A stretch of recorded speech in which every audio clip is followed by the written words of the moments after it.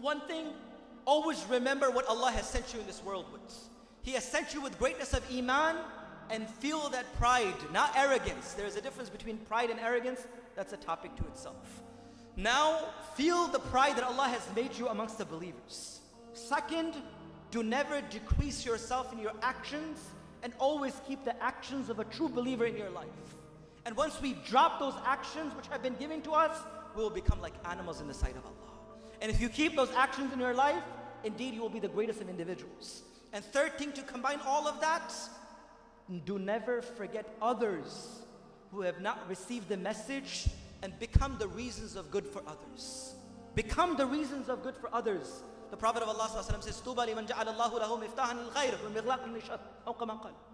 Glad tidings of Allah subhanahu wa ta'ala be upon those individuals who Allah subhanahu wa ta'ala uses as a key for good and lock for evil.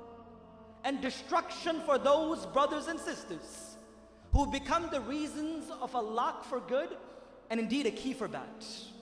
Because of you, people do wrong. Because of you or me, people begin to stop doing right.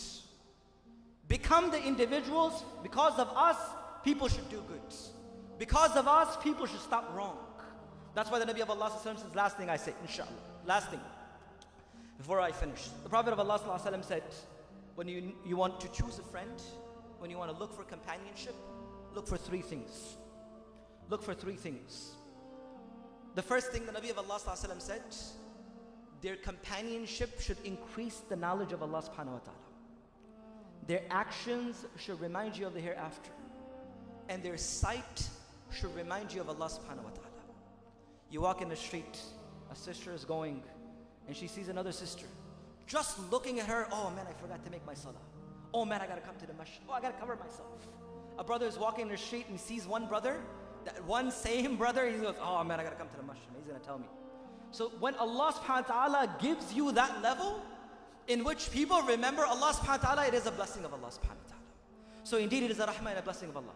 I wrap up by saying this. Indeed, Allah subhanahu wa ta'ala has given us great honors. Do not drop ourselves. Do not decrease the level of honor that Allah has given us. Continuously do amal and good deeds, and continuously tell others to do good deed. You never know, by us telling others, Allah will change our hearts one day. As an Arabic couplet mentions, أُحِبُّ الصَّالِحِينَ وَلَسْتُ مِنْهُمْ. Indeed, I love the pious, but I'm not from amongst them. لَعَلَّ اللَّهَ يَرْزُقُنِي صَلَاحًا.